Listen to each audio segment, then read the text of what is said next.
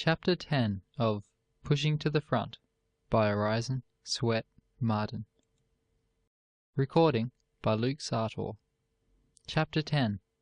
What career? Brutes find out where their talents lie.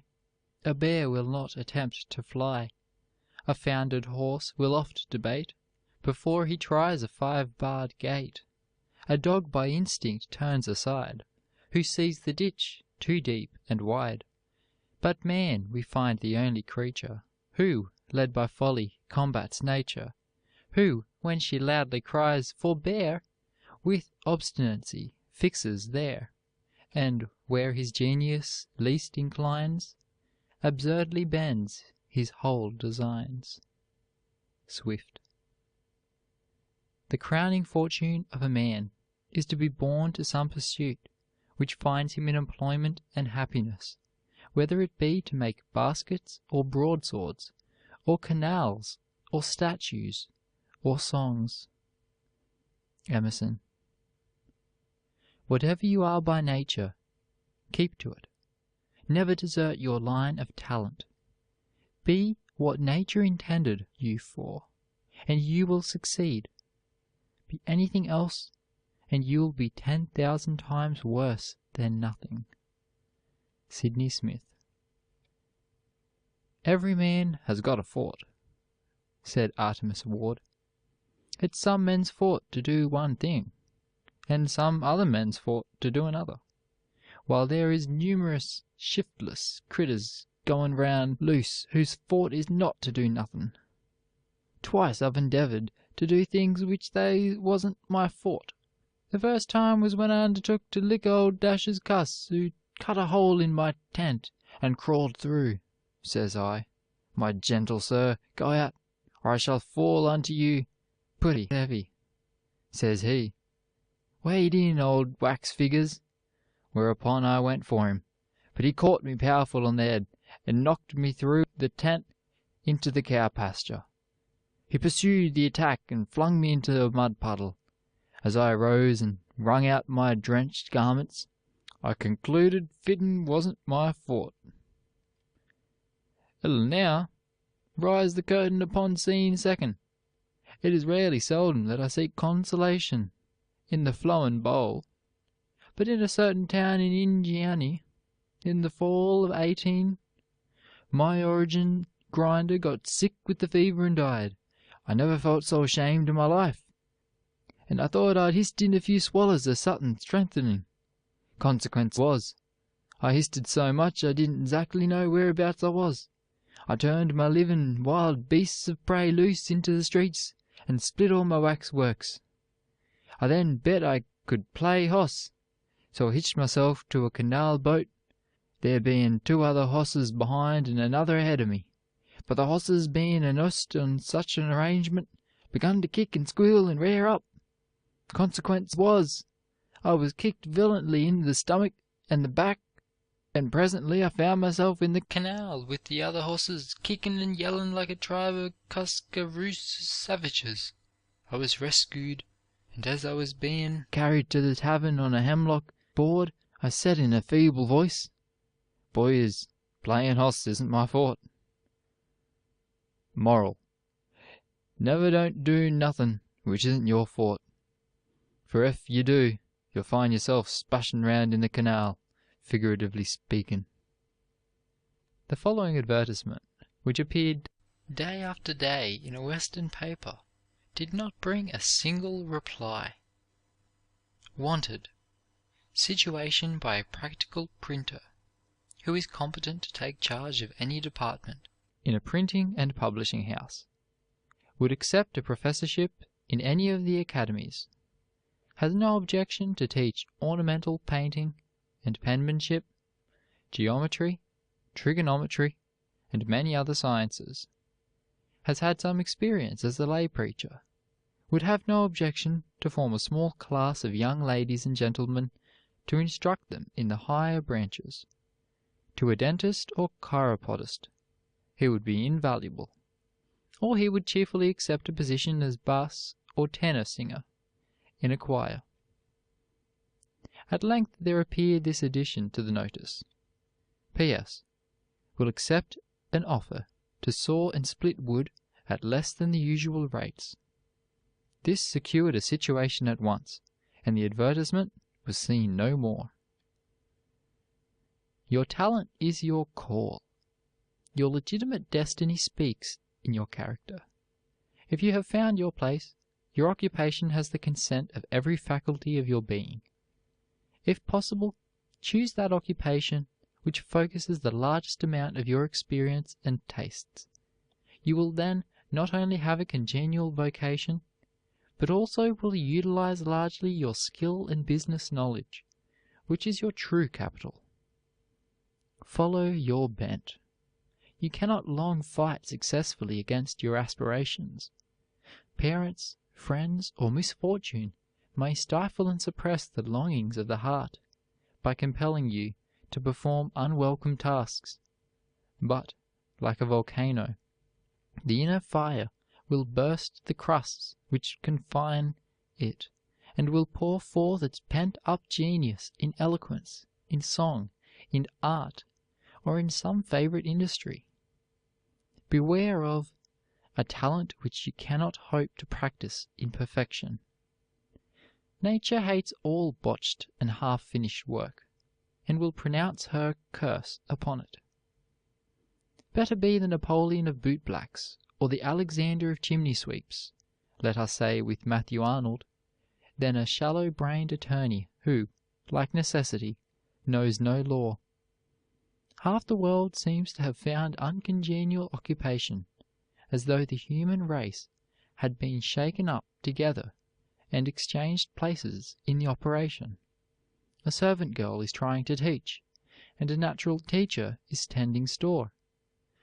Good farmers are murdering the law, while Choates and Websters are running down farms, each tortured by the consciousness of unfulfilled destiny.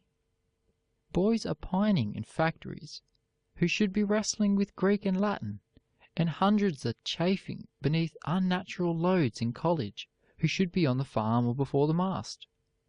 Artists are spreading daubs on canvas who should be whitewashing board fences. Behind counters stand clerks who hate the yardstick and neglect their work to dream of other occupations. A good shoemaker writes a few verses for the village paper. His friends call him a poet, and the last, with which he is familiar, is abandoned for the pen, which he uses awkwardly. Other shoemakers are cobbling in Congress, while statesmen are pounding shoe lasts. Laymen are murdering sermons, while Beechers and Whitefields are failing as merchants, and people are wondering what can be the cause of empty pews. A boy who is always making something with tools is railroaded through the university and started on the road to inferiority in one of the 3 honorable professions. Real surgeons are handling the meat saw and cleaver, while butchers are amputating human limbs. How fortunate that there's a divinity that shapes our ends. Rough hew them how we will. He that hath a trade, says Franklin, hath an estate, and he that hath a calling hath a place of profit and honor. A plowman on his legs is higher than a gentleman on his knees. A man's business does more to make him than anything else. It hardens his muscles, strengthens his body, quickens his blood, sharpens his mind, corrects his judgment, wakes up his inventive genius, puts his wits to work, starts him on the race of life, arouses his ambition, makes him feel that he is a man and must fill a man's shoes, do a man's work, bear a man's part in life, and show himself a man in that part. No man feels himself a man who is not doing a man's business. A man without employment is not a man. He does not prove by his works that he is a man. 150 pounds of bone and muscle do not make a man. A good cranium full of brains is not a man. The bone and muscle and brain must know how to do a man's work, think a man's thoughts, mark out a man's path, and bear a man's weight of character and duty before they constitute a man. Go-at-itiveness is the first requisite for success. Stick-to-itiveness is the second.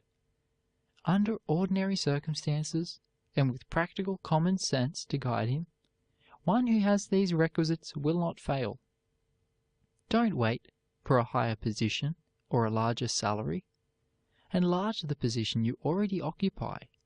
Put originality of method into it. Fill it as if it never was filled before. Be more prompt, more energetic, more thorough, more polite than your predecessor or fellow workmen. Study your business, devise new modes of operation, be able to give your employer points.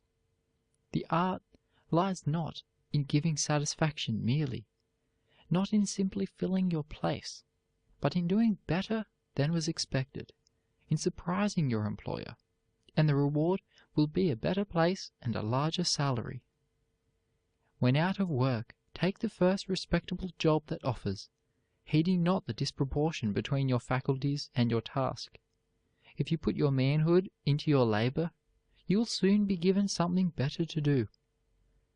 This question of a right aim in life has become exceedingly perplexing in our complicated age.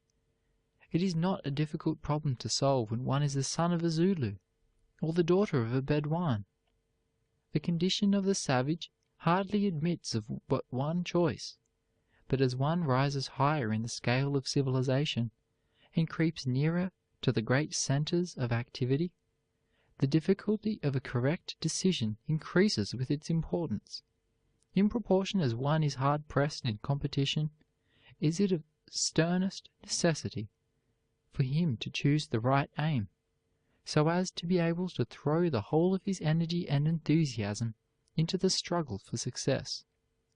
The dissipation of strength or hope is fatal to prosperity, even in the most attractive field. Gladstone says there is a limit to the work that can be got out of a human body or a human brain, and he is a wise man who wastes no energy on pursuits for which he is not fitted. Blessed is he who has found his work, says Carlyle. Let him ask no other blessedness. He has a work, a life purpose. He has found it and will follow it. In choosing an occupation, do not ask yourself how you can make the most money or gain the most notoriety, but choose that work which will call out all your powers and develop your manhood into the greatest strength and symmetry. Not money, not notoriety, not fame even, but power is what you want. Manhood is greater than wealth, grander than fame. Character is greater than any career. Each faculty must be educated, and any deficiency in its training will appear in whatever you do. The hand must be educated to be graceful, steady, and strong. The eye must be educated to be alert, discriminating, and microscopic. The heart must be educated to be tender, sympathetic, and true. The memory must be drilled for years in accuracy, retention, and comprehensiveness. The world does not demand that you be a lawyer, minister, doctor, farmer, scientist, or merchant. It does not dictate what you shall do, but it does require that you be a master in whatever you undertake. If you are a master in your line, the world will applaud you, and all doors will fly open to you.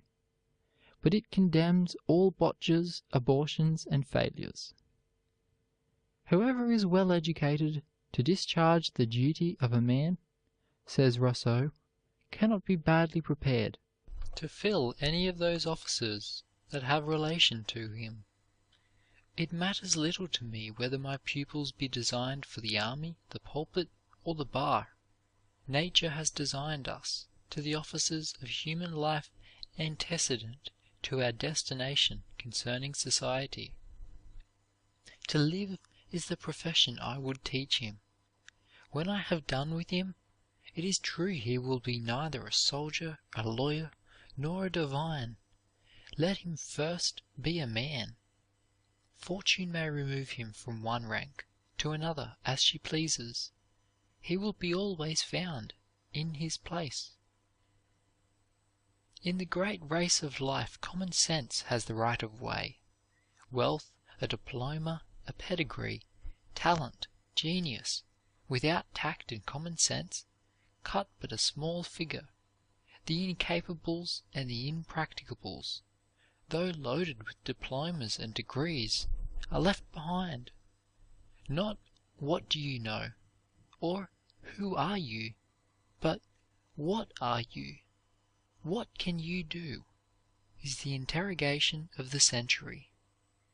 George Herbert has well said, "What we are is much more to us than what we do." An aim that carries in it the least element of doubt as to its justice or honor or right should be abandoned at once. The art of dishing up the wrong so as to make it look and taste like the right has never been more extensively cultivated than in our day. It is a curious fact that reason will, on pressure, overcome a man's instinct of right.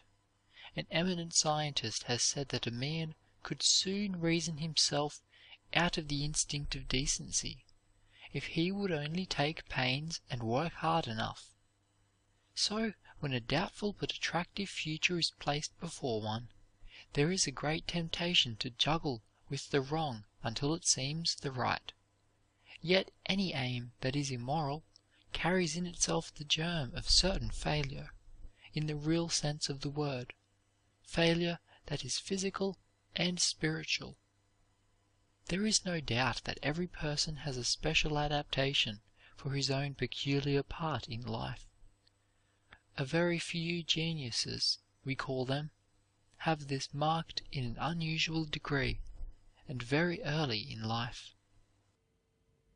Madame de Staël was engrossed in political philosophy at an age when other girls are dressing dolls. Mozart, when but 4 years old, played the clavichord and composed minuets and other pieces still extant. The little charmers, with solemn air and earnest gestures, would preach often from a stool in the nursery. Goethe wrote tragedies at 12, and Grotius published an able philosophical work before he was 15. Pope lisped in numbers.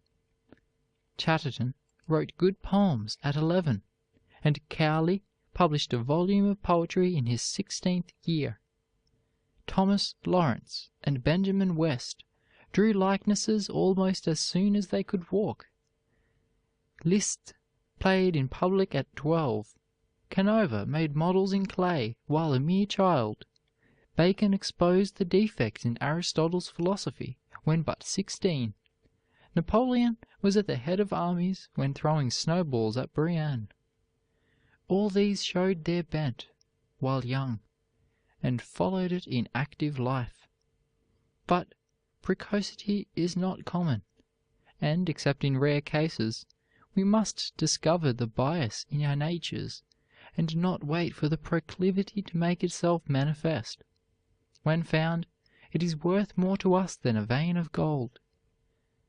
"I do not forbid you to preach," said a bishop to a young clergyman, "but nature does."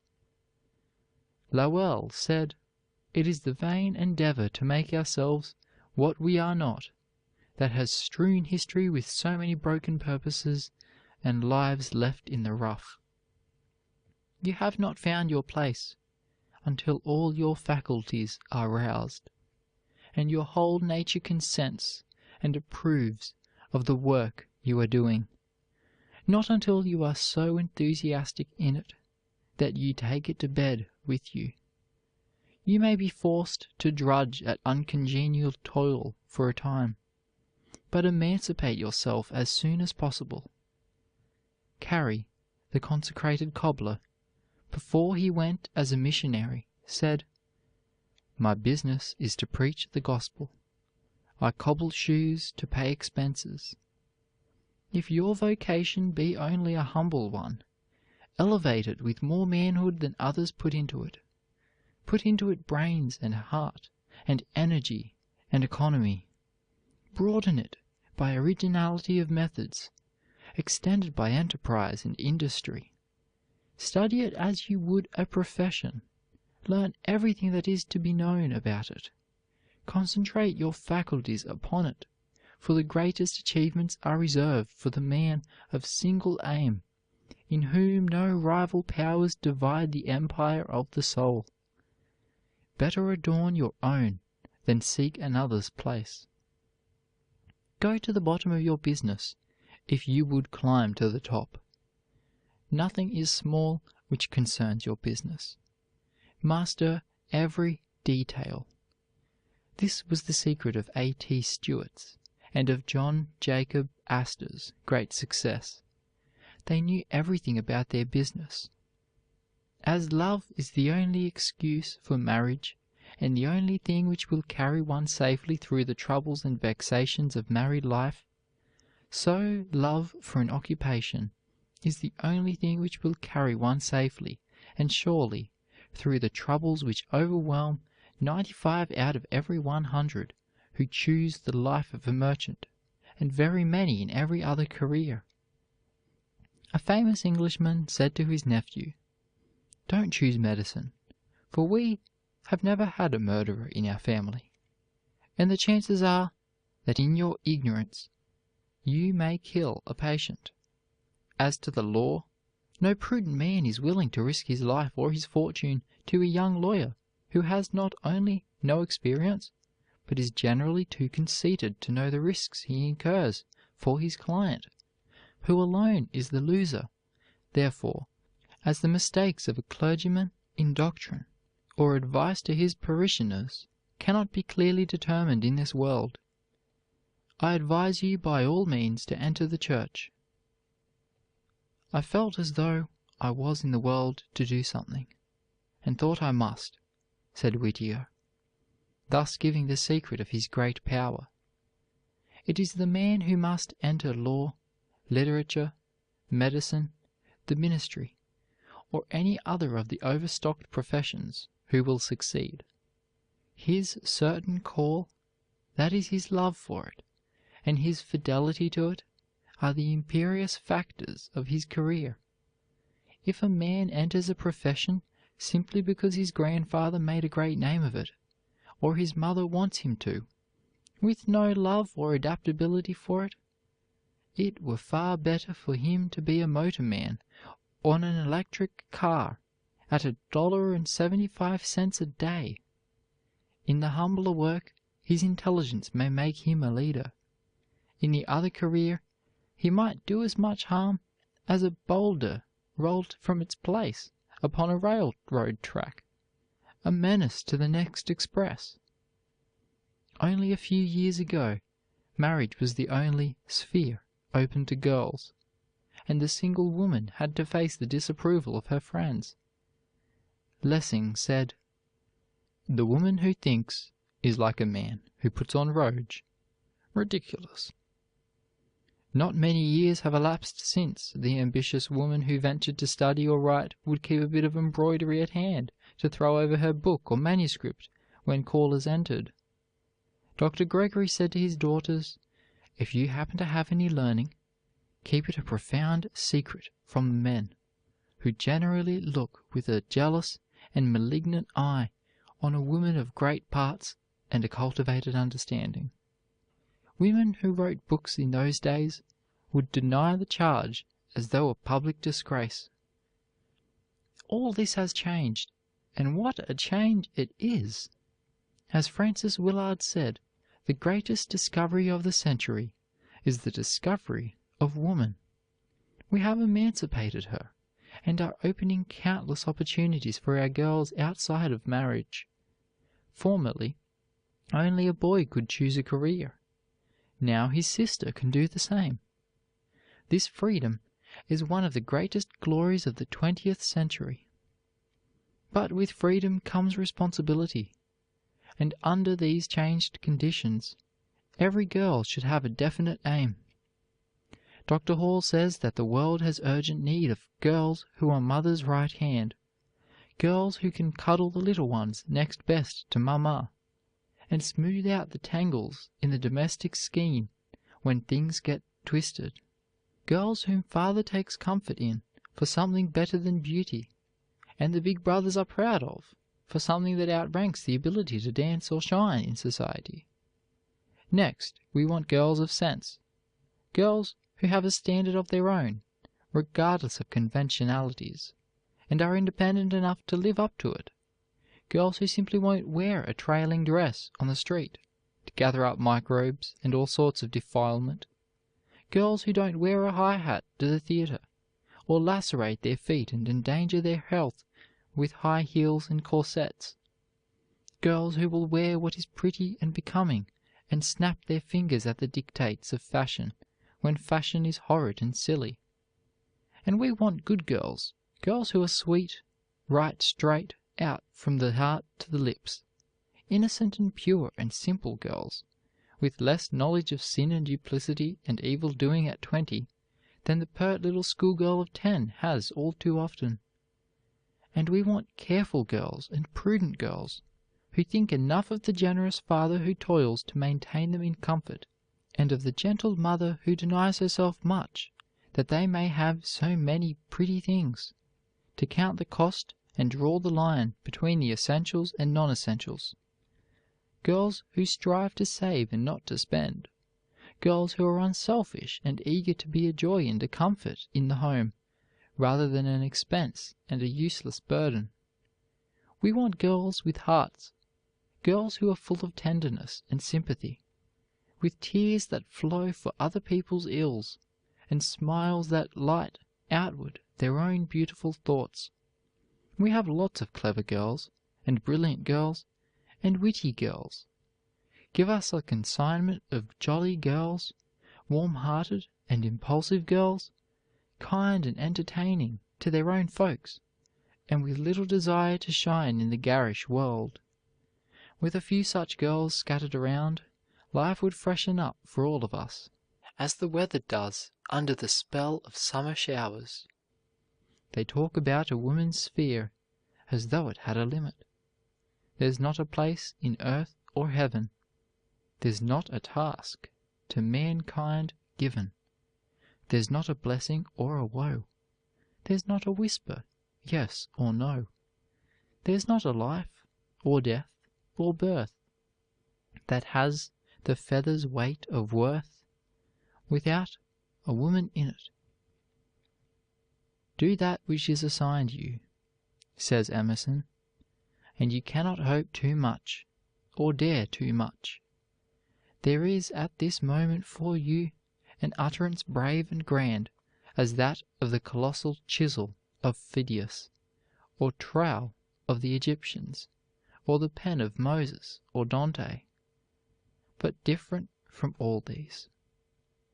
The best way for a young man to begin, who is without friends or influence, said Russell Sage, is first by getting a position, second, keeping his mouth shut, third, observing, fourth, being faithful, fifth, making his employer think he would be lost in a fog without him, and sixth, being polite. Close application, integrity, attention to details, discreet advertising, are given as the 4 steps to success by John Wanamaker, whose motto is, "Do the next thing." Whatever you do in life, be greater than your calling. Most people look upon an occupation or calling as a mere expedient for earning a living. What a mean, narrow view to take of what was intended for the great school of life, the great man developer, the character builder, that which should broaden, deepen, heighten, and round out into symmetry, harmony, and beauty all the God-given faculties within us. How we shrink from the task, and evade the lessons which were intended for the unfolding of life's great possibilities into usefulness and power, as the sun unfolds into beauty and fragrances the petals of the flower. I am glad to think I am not bound to make the world go round, but only to discover and to do, with cheerful heart, the work that God appoints. John Ingelow. What shall I do to be forever known? Thy duty ever. This did full many who yet sleep all unknown. Oh, never, never! Think'st thou perchance that they remain unknown whom thou knowest not? By angel trumps in heaven their praise is blown, divine their lot. End of chapter 10. What career? Recording by Luke Sartor, Brisbane, Queensland.